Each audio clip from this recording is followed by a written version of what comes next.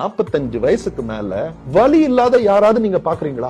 ரொம்ப ஏர்லியராவே இப்ப வர ஆரம்பிச்சிருச்சு. எக்ஸாக்ட்லி. நான் சொல்றேன் ஸ்டாண்டர்டா காலையில இட்லி தோசை சட்னி சரியா, மத்தியானம் ரைஸ் இல்ல சப்பாத்தி, கொஞ்சம் தால், கொஞ்சம் பொரியல், தயிர். நைட்ல ஒன்லி டிஃபன் தான் டாக்டர். 2 தோசை கொஞ்சம் சட்னி. இதுல புரோட்டீனே இல்லைங்க. சோ புரோட்டீன் நம்ம டயட்ல எடுக்கலனா நம்ம எலும்பு தான் கொடுக்கும். சோ எலும்பு எவ்வளவுதான் தரும், இருக்க வரைக்கும் தானே தரும். சோ 40 வயசு வரைக்கும் எப்படியோ எல்லாம் manage, women especially they manage. அந்த pre menopause, menopause, post menopause வரும்போது the bone just deteriorates. ஏன்னா இருக்க புரோட்டீன் எல்லாம் கொடுத்துருச்சு. அதனாலதான் 45 வயசுக்கு மேல வலி இல்லாத யாராவது நீங்க பாக்குறீங்களா?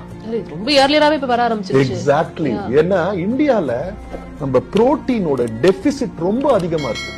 புரோட்டீன் நம்ம எடுக்கலன்னா ரிப்பேரே ஆகாதுங்க உடம்பு.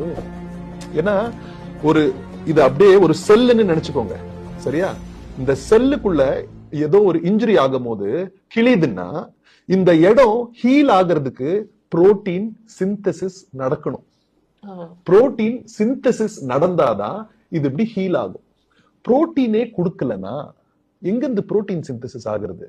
சோ எலும்புல இருந்து என்ன அவைலபிளா இருக்கோ அந்த புரோட்டீன் அங்க போய் ஒரு இன்கம்ப்ளீட்டான சிந்தசிஸ் நடக்கும்.